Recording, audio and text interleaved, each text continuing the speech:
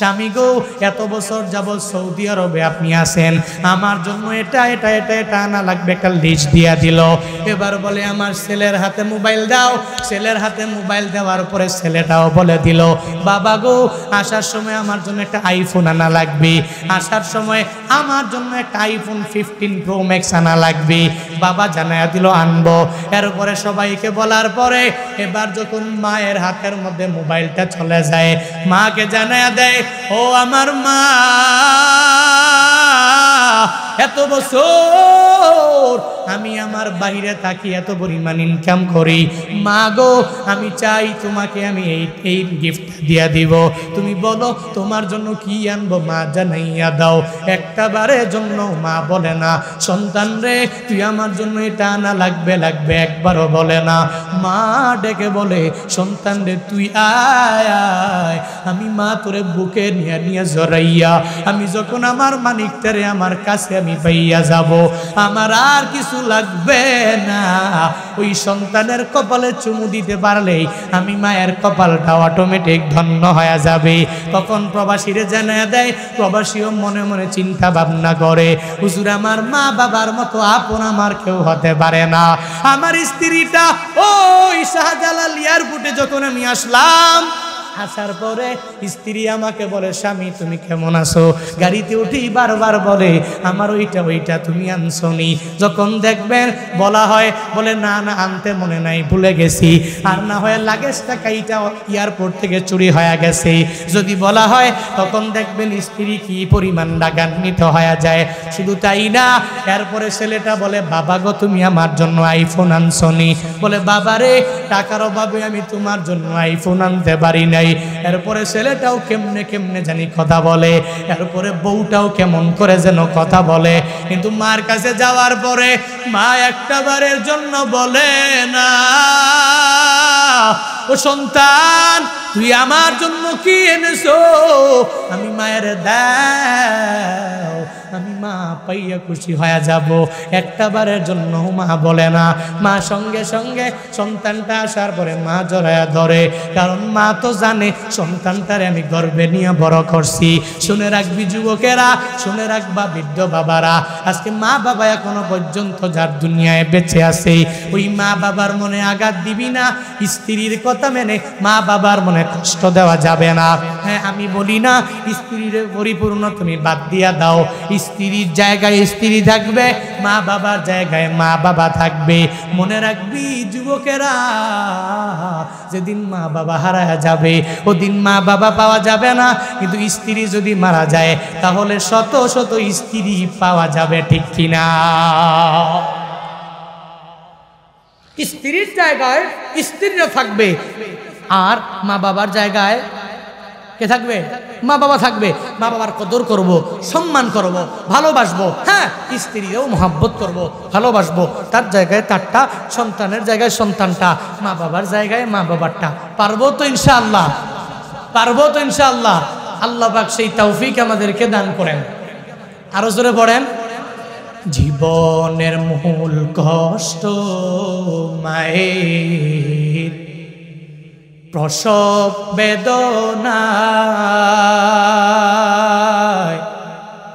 সাত আসমান সাত জমিন তখন মায়েরই মাথায়। জীবনের মূল কষ্ট মায়ের, প্রসব বেদনায়, সাত আসমান সাত জমিন তখন মায়েরই মাথায়। এমন মা কি কেমনে আজি, এমন মা কি কেমনে আজি যাব আমি ভুলিয়া। ও আমার প্রাণের মা, মা গো মা, কোথায় গেলে মোরে ছাড়িয়া জনম দুঃখী ইয়েতিম আমি, চায় না কেহ ফিরিয়া। জনম দুঃখী ইয়েতিম আমি, চায় না কেহ ফিরিয়া। আমি যখন ছিলাম আমার মায়েরি উদরে,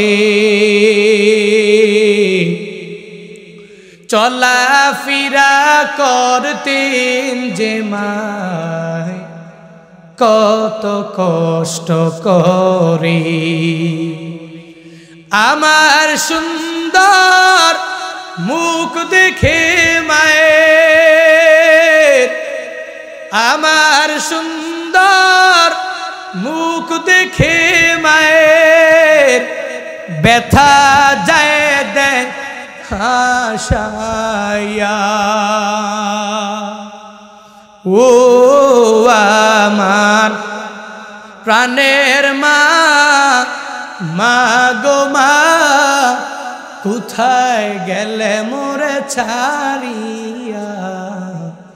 জনম দুঃখী ইয়েতিম আমি, চায় না কেহ ফিরিয়া।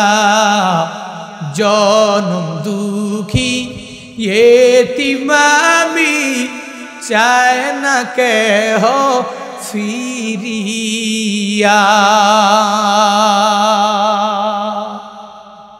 আল্লাহ পাক বুঝদান করেন, আরো জোরে বলেন আল্লাহ পাক হেদায়াত দান করেন।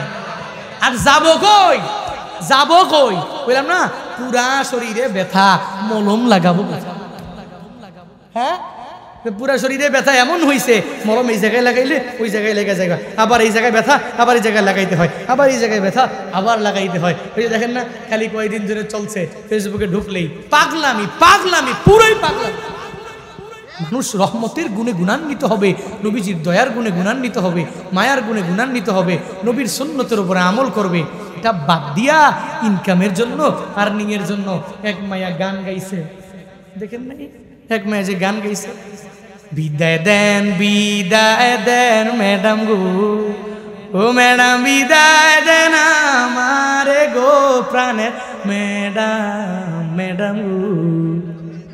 বিদায় অনুষ্ঠানে গাইছে। এবার এটা নিয়ে ইউটিউবার ফেসবুকাররা একেবারে এর পিছনে গিয়ে লাইগা এই তুমি কি গান গাইছো একটু কত, আবার কত, আবার গিফট দেয়, তোমার এই গিফট দিলাম, দিছে 20 টাকার গিফট, কামাইছে 20,000। আল্লাহ পাক এদেরকে হেদায়াত দান করুন, আরো জোরে পড়েন। আর টাঙ্গাইলের মানিক মিয়া তো আছে, কয়েকদিন মা বাবারে লইয়া কি সুন্দর করে ইমোশনালি কথাবার্তা বলতো, আমিও সাপোর্ট করতাম, সুন্দর বলতো। এত পরিমাণ ইমোশনালি হইয়া এখন ভাইরাল হইয়া, এখন তো বর্তমান সমাজে এক ফিতনা বের হয়েছে, যদি আমার ভিডিও কেউ না দেখে, আমার ভিডিও যদি শেয়ার না হয়, আমার ভিডিও যদি লাইক না পড়ে, যদি কমেন্ট মানুষ না করে, যদি ভাইরাল না হতে পারি, তো একটা বিয়া করবো সুন্দরী মাইয়া। এবার সুন্দরী মাইয়া নিয়ে বিজনেস করবো, চিল্লা এখন ঠিক কিনা?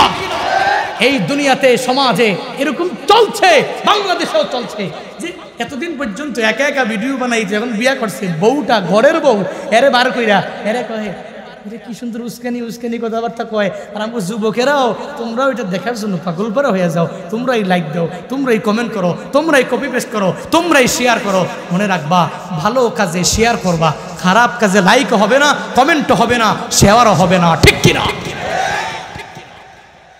এরা এই যুব সমাজকে ঠিক করতে পারে, এরা যুব সমাজের বন্ধু হতে পারে না, এরা যুব সমাজের শত্রু। আচ্ছা বলেন তো, এই যে বউ তো ঘরের বউ, ঘরের না, ঘরের সম্পদ ঘরে থাকবে, ও সাজবে, সাজার পরে আপনার সামনে আসবে, আপনি দেখবেন, বাহ তুমি তো ভারী সুন্দরী আমার বউ, তুমি তোমারটা দেখবা। কিন্তু কপাল পোড়ারা বউটার সুন্দর করে সাজায় টাজা ফেসবুকে একটা পোস্ট করে দিয়া দেয়, ফেসবুকে যাওয়ার পরে এরপরে আরেকজনে ওমা দিয়ে দিয়ে লেহে, মাশাআল্লাহ দেখছিলি ভাই ভাবি এত কিউট, ভাবি এত কিউটকে, হ্যাঁ মনে মনে করে দেখছো নি বউ একটা পাইছি, এত সুন্দরী বউ, বউ থাকার কথা ঘরে, এবার এই বউরে নিয়ে আসছে বাহিরে, বউ থাকবে ঘরে, সাজবে ঘরে, বউরে সাজায় পাল্লারে নিয়ে, পাল্লারে সাজাই, এরপরে এরে নিয়ে যমুনা ফিউচার পার্কে যায়, এরপরে ঢাকায় ঘুরে বসুন্ধরা শপিং মলে যায়, এরপরে কক্সবাজার যায়, চট্টগ্রাম পতেঙ্গায় যায়, এরপরে সাজেক যায়। কপাল পোড়া, তুই এত পরিমাণ বেলাজা হইছো, তোর বউ তোর ঘরের সম্পদ, তোর ঘরের মধ্যে থাকবে, তুই নিজের বউরে নিজে দেখবি, তোর বউ ঘরের মধ্যে সাজবে, তুই দেখবি দুনিয়ার মানুষ দেখে হাহা রিয়েক্ট দিবে, লাভ রিয়েক্ট দিবে, এদের রিয়েক্ট দিয়ে তোর কি হবে? তোর সুন্দরী বউ ঘরে রাখার জন্য আল্লাহ পাক আদেশ দিয়েছেন, বের করার জন্য আল্লাহ পাক নিষেধ করেছেন, না তুই বের করতে পারো না, এই ঘরে বউ থাকবে, ঘরের ভিতরেই থাকবে, বের হতে পারবে না। কিন্তু কপাল পোড়া ইউটিউবার ফেসবুকাররা আর্নিং করার জন্য এদের বউ নিয়া যুব সমাজকে ধ্বংস করছে। এরা কোশ্চিন কালেও কোন যুব সমাজের বন্ধু হতে পারে না, পারে না, পারে না।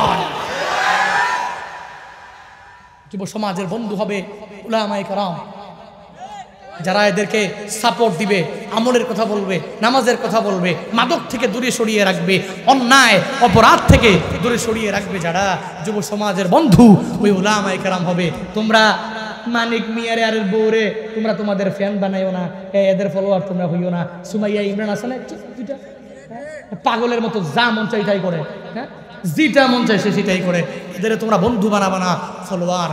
মিজানুর রহমান আজহারিরে বানাও, জোরে কয় না, আরো জোরে কয় না সুবহানাল্লাহ। ও বান্দা, দান দান দান করো। সাহাবায়ে কেরাম দানের মূল্য বুঝছে, এ কারণে এরা দান করে এত দামি হইছে, এরা খালি করে করে করে। ওই যে তাবুকে যুদ্ধে যাওয়ার সময় এত পরিমাণ দূর, মদিনা থেকে তাবুক, ইসলামের অবস্থা ভালো না, মুসলমানদের অবস্থা একটু দুর্বল। নবী কইলেন মসজিদে নববীতে আসো, কার যা আছে, যা কিছু আছে একটু নিয়ে আসো। যখন এই কথা বলে, এবার আবু বকর, ওমর, উসমান, আলী সব দৌড়ায়।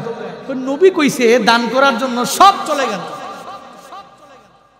ওমরে ফারুকে আজম উনার ঘরে যাইয়া অর্ধেক মালগুলো রাইখা দিল, অর্ধেক মাল নিয়া নিয়া নবীর দরবারে হাজির হয়ে যায়। আস্তে আস্তে প্রতিমধ্যে একটু চিন্তা ভাবনা করতে লাগলো যে আমি ওমর এতদিন পর্যন্ত আবু বকরের পিছে ফেলাইতে পারি নাই, কোনো নামাজের লাইনে, কোনো দানের লাইনে, কোনো যাকাতের লাইনে আমি আবু বকরের পিছে ফেলাইতে পারি নাই। মানে দ্বীনি লাইনে আবু বকর খালি প্রথম হয়ে যায়, আমি ওমর খালি দ্বিতীয় হয়ে যায়। আজকে আমি আমার পুরা ঘরের অর্ধেক অংশ রেখে আসলাম, আর অর্ধেক অংশ নিয়ে নিয়ে নবীর দরবারে চলে আসলাম। আজকে আমি ফেল হব না, আজকে ফার্স্ট অ্যান্সার কি রাইখা আসতো। ওমরে ফারুক নবীরে জানায়া দেয়, নবী গো, ওই ঘরের মধ্যে আমি আমার মালগুলোরে অর্ধেক রাইখা আসছি, আর অর্ধেক আমি নিয়ে নিয়ে নিয়ে চলে আসছি। ওমরের ব্যাপারে নবী সুন্দর করে দোয়া করে দিলেন, আল্লাহ পাক তোমার সম্পদে বরকত দেখ, আল্লাহ পাক তোমার পরিবারে বরকত দিয়া দেখ। নবী ওমরের জন্য দোয়া করে দিলেন। এরপরে নবীজি গায়ে, ও আবু বকর সাহাবী আমার, ওই তাবুকের যুদ্ধের জন্য কি এনেছো, আর তুমি তোমার ঘরের মধ্যে কি রেখে আসছো? আবু বকর নবীরে জানায়া দেয়, নবী গো, আমার ঘরের মধ্যে যা ছিল আমি নিয়ে নিয়ে চলে আসছি, এই ঘরে আর কেউ নাই, আল্লাহ এবং রাসূল ছাড়া আমার ঘরে আর কিছু না। নবীর সাহাবায়ে কেরাম এত পরিমাণ দানশীল রে বান্দা। উমর ডেকে বলে, ও মানুষ, আমি উমর আমার পুরা জিন্দেগিতে মিলাইয়া আমি যতই চেষ্টা করেছি আবু বকররে আমি পেছনে ফালাইয়া দিব, আমি পারি নাই, পারি নাই, পারি নাই। আমার মনে হয়েছে মৃত্যু পর্যন্ত যদি আমি চেষ্টা করি, এরপরে আমি ওমর আবু বকরের পেছনে আমার থাকা লাগবে। দানের ক্ষেত্রে, নামাজের লাইনে, আমলের লাইনে আমি আবু বকরের সামনে যাওয়া পসিবল হবে না। নবীর সাহাবায়ে কেরাম যেমন পরিমাণ দামি, এরা দান করনেওয়ালা, আবার তাদের স্ত্রীটা অনেক পরিমাণ দামি। কিছু ও স্ত্রীরা, ও শেরপুরের আম্মা জানেরা, ও খানপুরের আম্মা জানেরা, যারা বয়ান শোনার জন্য সুন্দর করে বসে আছেন, আপনাদেরকে বলি, স্বামী যদি কাউকে দান করার ব্যাপারে আপনার কাছ থেকে পারমিশন নিতে আসে, দিয়া দিবেন, অনুমতি পারমিশনটাও দিয়া দিবেন। মা গো একটা গরিবের দিলে কমে না, কমে না, কমে না। একটা এতিম মিসকিনদের হাতের মধ্যে দিয়া দিলে পশ্চিমকালেও মা আপনার কমে যাবে না।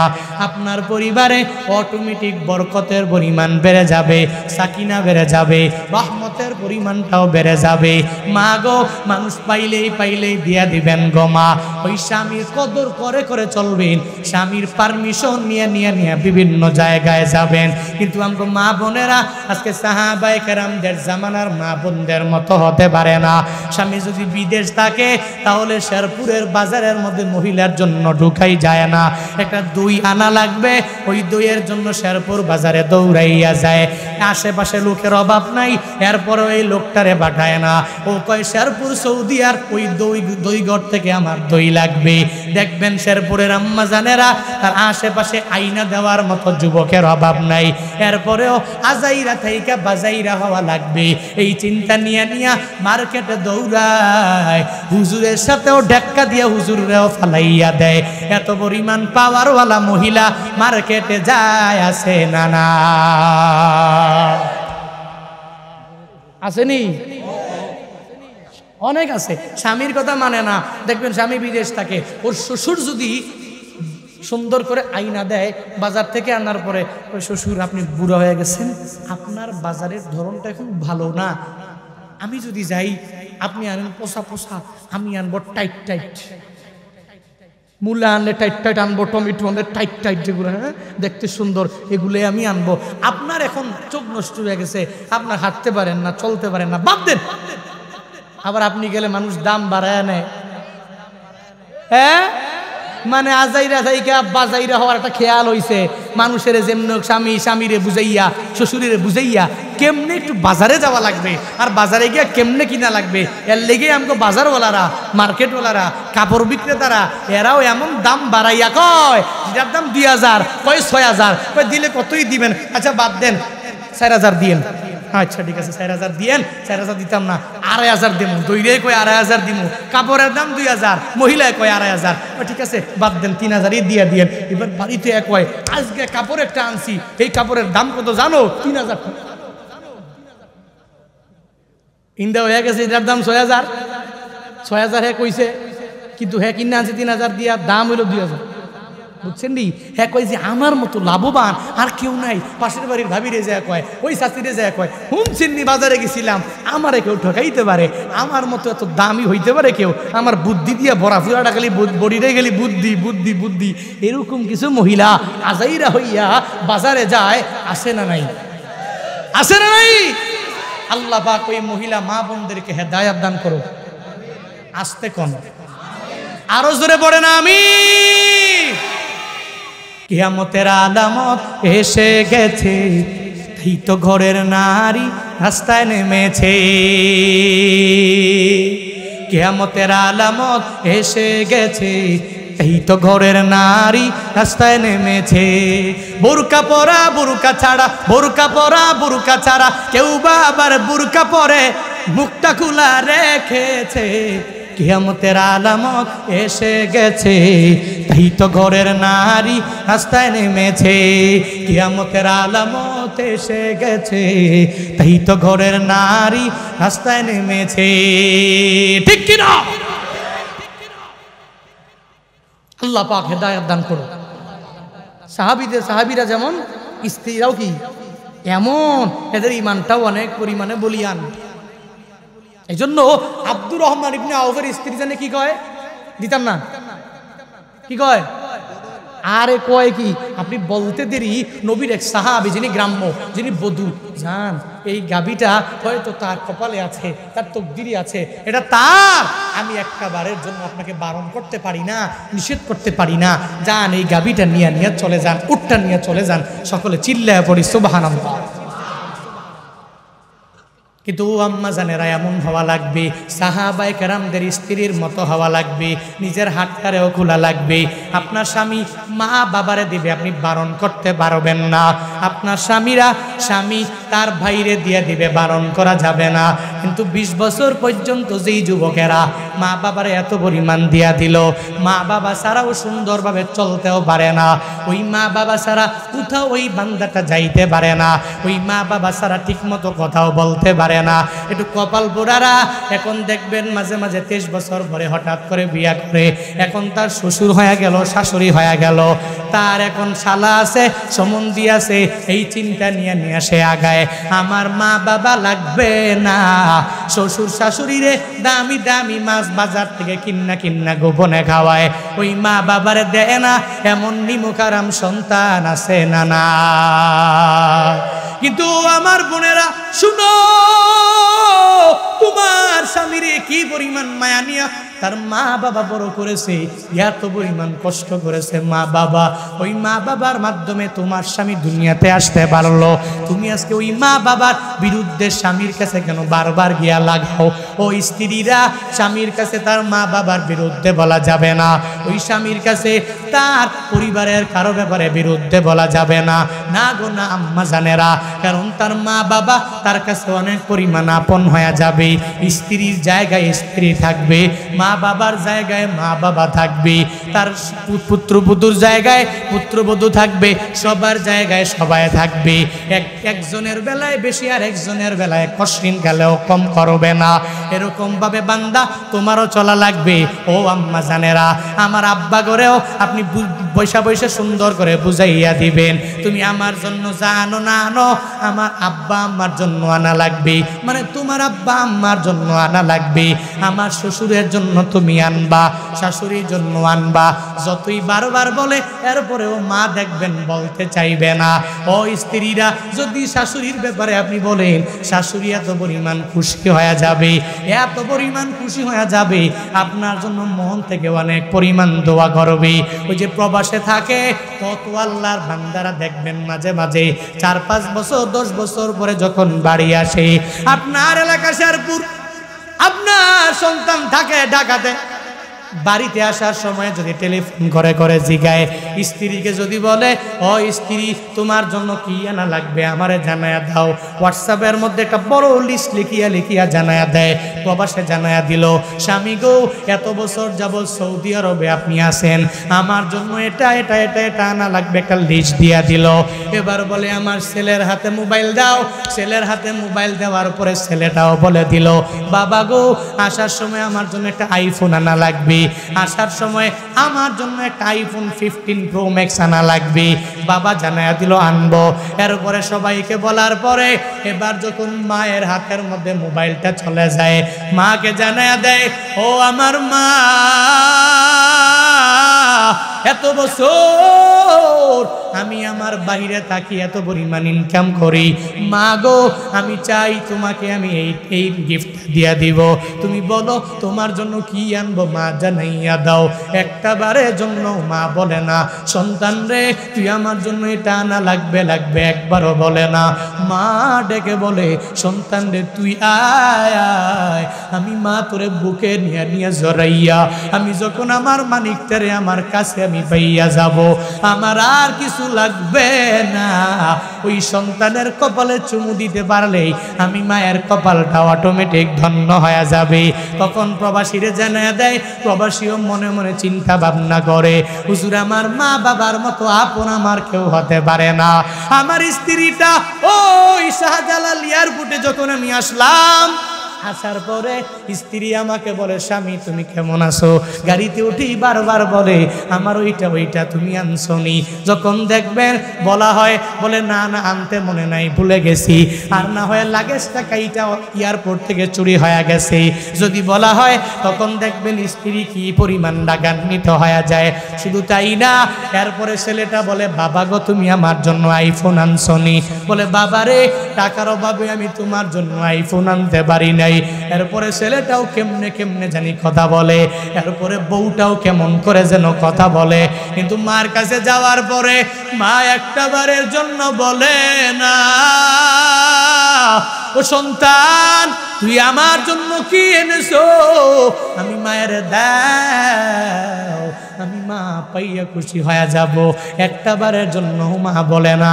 মা সঙ্গে সঙ্গে সন্তানটা আসার পরে মা জড়ায়া ধরে, কারণ মা তো জানে সন্তানটারে আমি গর্বে নিয়ে বড় করছি।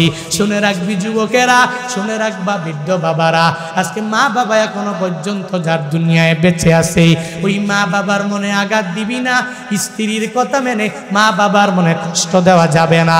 হ্যাঁ, আমি বলি না স্ত্রীর পরিপূর্ণ তুমি বাদ দিয়া দাও, স্ত্রীর জায়গায় স্ত্রী থাকবে, মা বাবার জায়গায় মা বাবা থাকবে। মনে রাখবি যুবকেরা, যেদিন মা বাবা হারায়া যাবে ওদিন মা বাবা পাওয়া যাবে না, কিন্তু স্ত্রী যদি মারা যায় তাহলে শত শত স্ত্রী পাওয়া যাবে, ঠিক কিনা? স্ত্রীর জায়গায় স্ত্রীরা থাকবে, আর মা বাবার জায়গায় কে থাকবে? মা বাবা থাকবে। মা বাবার কদর করব, সম্মান করব, ভালোবাসবো। হ্যাঁ, স্ত্রীও মহব্বত করব, ভালোবাসবো। তার জায়গায় তারটা, সন্তানের জায়গায় সন্তানটা, মা বাবার জায়গায় মা বাবারটা। পারবো তো ইনশাআল্লাহ? পারবো তো ইনশাআল্লাহ? আল্লাহ পাক সেই তৌফিক আমাদেরকে দান করেন। আরো জোরে পড়েন। জীবনের মূল কষ্ট মায়ের, প্রসব বেদনায়, সাত আসমান সাত জমিন তখন মায়েরই মাথায়। জীবনের মূল কষ্ট মায়ের, প্রসব বেদনায়, সাত আসমান সাত জমিন তখন মায়েরই মাথায়। এমন মা কি কেমনে আজি, এমন মা কি কেমনে আজি, যাব আমি ভুলিয়া। ও আমার প্রাণের মা, মা গো মা, কোথায় গেলে মোরে ছাড়িয়া। জনম দুঃখী এতিম আমি, চায় না কেহ ফিরিয়া। জনম দুঃখী এতিম আমি, চায় না কেহ ফিরিয়া। আমি যখন ছিলাম আমার মায়েরি উদরে, চলাফেরা করতেন যে মায় কত কষ্ট করে। আমার সুন্দর মুখ দেখে মায়ের, আমার সুন্দর মুখ দেখে মায়ের ব্যথা যায় দেয় হাসায়া। ও আমার প্রাণের মা, মা গো মা, কোথায় গেলে মোরে ছাড়িয়া। জনম দুঃখী এতিম আমি, চায় না কেহ ফিরিয়া। জনম দুঃখী এতিম আমি, চায় না কেহ ফিরিয়া।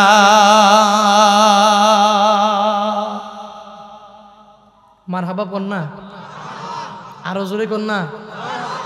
মায়ের মতো কষ্ট পৃথিবীতে কেউ করে? ও মানুষ করে? মা বাবারে কেমনে আঘাত দাও তোমরা? নিজের বউয়ের কথা শুনে, সন্তানের কথা শুনে। আল্লাহ পাক প্রত্যেক সন্তানকে মা বাবার প্রেমিক বানায় দেন। আরো জোরে পড়ে না আমিন। তাহলে বউয়ের জায়গায় বউ থাকবে, মায়ের জায়গায় মা থাকবে। স্ত্রীরা যারা এরা আপনারা যদি বারণ করে আব্বা আম্মারে দিয়েন না, আপনি মানবেন। আব্বা আম্মারেও দিবেন, স্ত্রীরাও দিবেন। এবার আব্দুর রহমান ইবনে আউফের স্ত্রী, মনে আসেনি কথা? হ্যাঁ মনে আসেনি? কি কয় যে গাবিন ওট এটা দিয়া দেন, কোনো অসুবিধা নাই। লন নবীর দরবারে সাহাবী আসছে, তার ঈমান বড় বলিয়ান, তাকে যা দিয়া দেন। আব্দুর রহমান ইবনে আউফ গাবিন ওটটা নিয়ে রওনা হয়ে গেলেন। নবীর দরবারে যায় বলে পয়গম্বর বধূ সাহাবীর হাতে আপনি দিয়া দেন, বধূ সাহাবীরে গিফট দিয়া দেন, হাতিয়া দিয়া দেন। যখন এই উটটা যখন বধূ সাহাবীরে দিয়ে দেওয়া হলো, যখন দিয়া দিলেন, যখন বধূ সাহাবী অনেক পরিমাণ খুশি হয়ে গেলেন, আমার মাওলার দরবারে আব্দুর রহমানের দানটা অনেক পছন্দের হয়ে গেল। আব্দুর রহমান একজন বান্দা ইমানের বলে বলিয়ান হওয়ার কারণে, আমার আল্লাহরে অনেক পরিমাণ বড় বলার কারণে আমার আব্দুর রহমান এই বান্দাটার একটা গর্ভবতী উট দিতে দ্বিধা করে নাই। আল্লাহ পাক জানায় দেয়, ও জিবরাইল যাও যাও আমার নবীরে গিয়া বলো, আমার নবী যাতে আব্দুর রহমানরে গিয়া জানাইয়া দেয় আব্দুর রহমান এই যে উটটা আল্লাহ রাস্তায় দান করে দিয়া দিল, এর মানে একটা সাহাবীকে দিয়া দিল। আল্লাহ পাক আব্দুর রহমানের দানটা এত পরিমাণ কবুল করেছে। আল্লাহ কবুল করে একটা উট দেওয়ার কারণে ৭৯,০০০ উট আমার মাওলার দরবারে দান করলে যেই সওয়াব, ওই সওয়াব তার আমল নামায় দিয়ে দেওয়া হয়েছে। এক উটের বদৌলতে কয়টা? কথা কয় না, কয় হাজার? ৭৯,০০০ উট আল্লাহর রাস্তায় দান করলে যেই সওয়াব, ওই পরিমাণ সওয়াব আল্লাহ পাক আব্দুর রহমানের আমল নামায় দিয়ে দিচ্ছে। এবার আব্দুর রহমান কয়, খাইছে রে, এক গর্ভবতী উট দিছি, দেখুনি আমার আল্লাহ আমার ৭৯,০০০ উট দেওয়ার সওয়াব দিয়া দিছে। আশেপাশের সাহাবায়ে কেরাম চিন্তা করে, আমরা আর বসে থেকে লাভ কি? এক উটে যদি ৭৯,০০০ হয়, লাভ না লস? কথা কয় না? আরে কি লাভ? দৌড়ায়, খালি কয় উট কইরিয়ে, উট কইরিয়ে, ঘরের উটগুলো সবগুলাই না দিয়া দেয়। সব সাহাবীরা দৌড়ায়, দৌড়াইতে দৌড়াইতে সব বাড়ি গেছে গা, সব গিয়া গিয়া প্রত্যেকে ঘর থেকে একটা উট নিছে, উট নিয়ে সব সিরিয়াল হয়ে গেছে। মনে হয় মুহাদ্দিসিনে কেরাম দেখেন, মনে হয় এটা উটের পাল নবীর দরবারে আসতেছে। উট একজনে একজনে নিতে নিতে নিতে নিতে সব উটগুলা নিয়ে আসলেন। আয়েশা কয়, ও বধূ সাহাবী ধরো এই উট তোমারে দিলাম। আরেক সাহাবী কয়, ও বধূ সাহাবী ধরো এই উট তোমারে দিলাম। আরেকজনে কয়, ও বধূ সাহাবী ধরো এই উট তোমারে দিলাম। আরেকজনে কয়, ধরো তোমারে দিলাম। সব দিতে দিতে একটা পর্যায়ে এমন হয়ে গেল, বধূ সাহাবী আসতে খালি হাতে, এমটি পকেট, খালি পকেট, খালি হাত, কিন্তু গেছে ১,০০০ উটের পাল নিয়া। সুবহানাল্লাহ জোরে কয় না? আরো জোরে কয় না সুবহানাল্লাহ?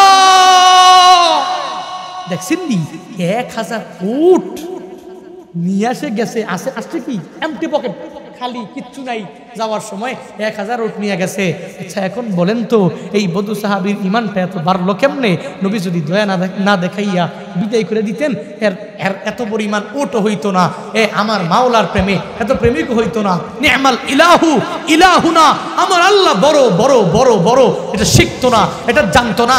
সূরা ইখলাসের আমলটা কি ওটা শিখতো না, ওটা জানতো না। এজন্য যদি তারায়া দেন, তাহলে মানুষগুলো দূরে সরে আসবে। তারায়া দেওয়া যাবে না, এই মানুষগুলোকে কাছে কাছে আনা লাগবে, ঠিক কিনা? কাছে আইনা এবার সুন্দর করে বুঝাই দেওয়া লাগবে, তুমি মূর্খ, তুমি কিছু বুঝো না, তুমি কিছু পারো না, আচ্ছা আসো আমি তোমাদের শিখাইয়া দেই। এভাবে শিক্ষা দেওয়ার মতো যে মন মানসিকতা, আর আমাদেরও শিক্ষা গ্রহণ করার মতো যে মন মানসিকতা, এটা উভয়টাই থাকা লাগবে। কিন্তু এখন শিক্ষা ব্যবস্থা জানি কেমন হয়ে গেল, শিক্ষামন্ত্রীর মাথাটাও যেন কেমন গরম হয়ে গেল। কয়েকদিন পরে পরে কি জানি পাগল পাড়া, গত বছর হুজুরেরা বয়ান করলো এই বিষয় নিয়ে, বয়ান হুজুরেরা বয়ান করলো যে এই যে ষষ্ঠ শ্রেণীর বইয়ের মধ্যে ঢুকাইছে ডারউইনের মতবাদ, মানুষকে কোনো আল্লাহ বানায় নাই, মানুষ বানর থেকে হইছে। বানর এক গাছ থেকে আরেক গাছে লাফায়া গেছে, একদিন লেজটা পইড়া গেছে, তারপরে মানুষ